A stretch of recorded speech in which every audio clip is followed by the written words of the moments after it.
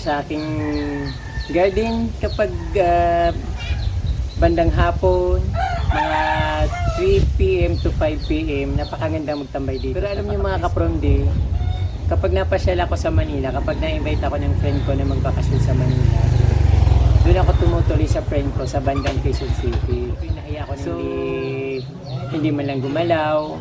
Paminsan-minsan naghuhugas ng plato.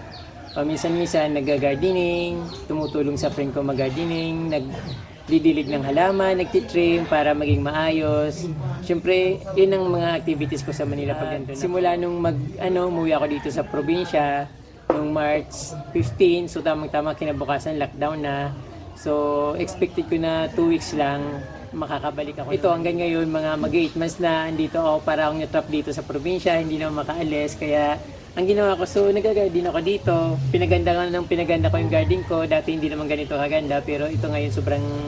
Since nandito ako sa probinsya at napapanood ng friend ko yung mga vlog ko dito, so masyado siyang na-inspired sa mga ginagawa ko. Inayos niya rin yung garden, pinaganda niya rin. Kung anong nakikita niya dito, ginagawa niya rin. Although hindi ganito. Siyempre ibang level yung nasa Manila. Sa Manila kasi ibang level din yun. Ibang level din yung garden ko dito. So kung dito refreshing, doon relaxing. Kaya mga kapromdi, sabay-sabay natin panoorin yung video ng aking alagang mga halaman sa Manila. At yun ay alaga ng pinaganda ng aking kaibigan.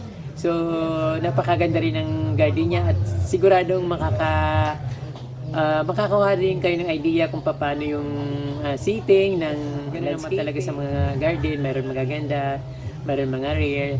At syempre yung seating nila, yung pag-landscape napakaganda. Kaibigan, mga kapromdi, hope you enjoy watching. Don't forget to subscribe and share the video.